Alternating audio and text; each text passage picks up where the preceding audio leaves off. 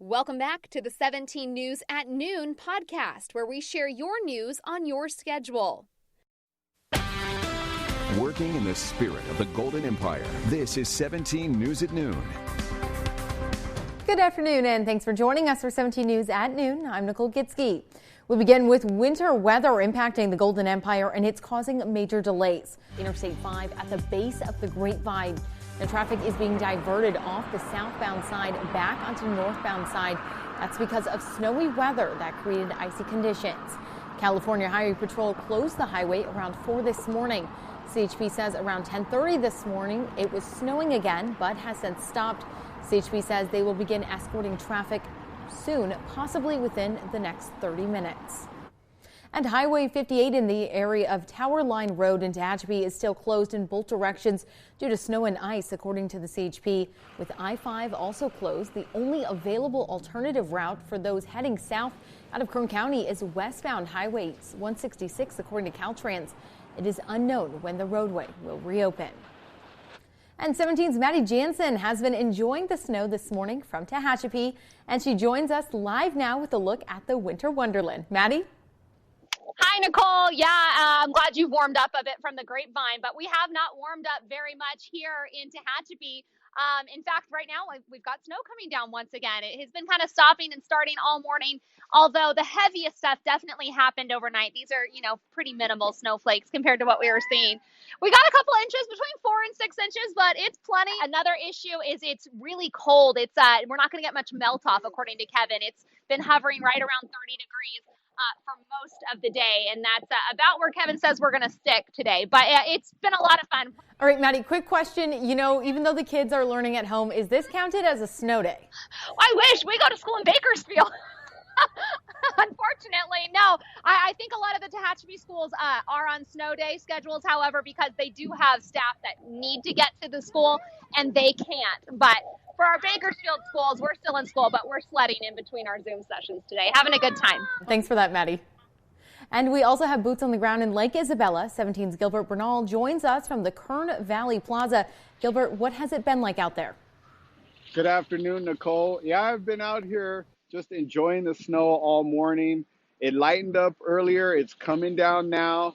I've been watching people playing in the snow and just taking in the view. Kern River Valley didn't get hit as hard as Tehachapi or the Grapevine. So for now, people are able to use the roads and get around. Last I checked, Highway 178 is open with delays heading to Bakersfield. However, heading to the 14 from Jacks Creek Road to Walker's Pass, chains are required on all vehicles that aren't equipped with four-wheel drive or snow tires.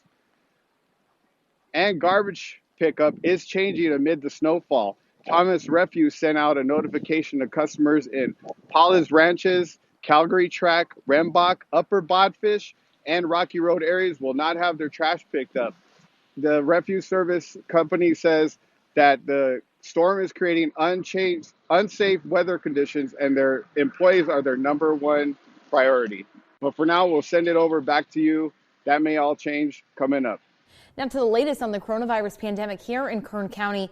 Kern Public Health reported 351 new cases today and 1 new death. Our death toll now stands at 591. More than 34,000 people are recovering at home with the virus. 379 people are being treated in area hospitals, according to the latest state data. Over 90,000 residents have tested positive since the pandemic began last year. And a reminder, Kern Public Health has a vaccine schedule that shows when you are eligible to receive the shot, plus an interactive map of providers offering the vaccine. If you are eligible, you can find the site nearest you and call that to make a vaccine appointment. And also, 17 News is your one-stop shop for more information on vaccines, testing, and other important resources. Just visit our website at kget.com. Click on the coronavirus tab for the latest on the pandemic here in Kern County. Top doctors agree that the vaccines being put into people's arms right now should hold up against the new COVID variants that are being detected around the world. But health officials have new guidance about mask wearing to protect you from those more contagious strands, suggesting you may need to upgrade your masks or even consider double masking. NBC's Stephanie Goss takes a closer look into the safest mask protection. This morning, less than a month after first being detected in the U.S., the UK variant of COVID-19 has been found in at least 23 states, as health experts warn the mutation could become the dominant strain by March. This strain has the potential to spread very quickly in this country. While researchers are working to determine if the variant has a higher death rate, it's clear the strain is much easier to transmit.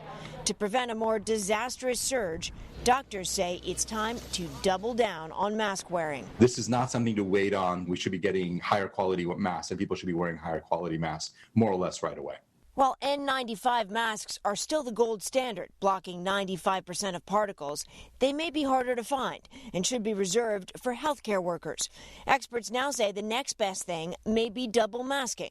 Wearing two masks helps improve the filtration ability of the mask in both directions, and so it helps protect you better and it helps protect others. Researchers at Virginia Tech found layering two cloth masks will up the efficacy from 50% to 75%. And wearing a 3-layer mask can block up to 90% of particles, providing near N95 protection. Ideal for so-called high-risk situations, like traveling, going to the grocery store, or gathering with others. You want to wear your best possible mask, which includes multiple layers, ideally some kind of filter material, and a really good fit. Experts say wearing a single lower-grade medical face covering like a KF94 or a double-layered cloth covering with a high thread count will provide a basic level of protection if there's a secure fit. The bottom line, more layers mean more protection, and those loose-fitting or single-layer coverings are just not enough. Stephanie Gosk, NBC News. If you're going to double mask, you want to make sure the medical grade covering is your base layer, then have a form-fitting cloth mask on top to ensure you have a snug fit around your nose and mouth. Now, you won't be seeing the Budweiser Clydesdales in this year's Super Bowl ad. That's because Budweiser is sitting out on this year's game. It marks the first time in nearly 4 decades Budweiser has not had a Super Bowl ad.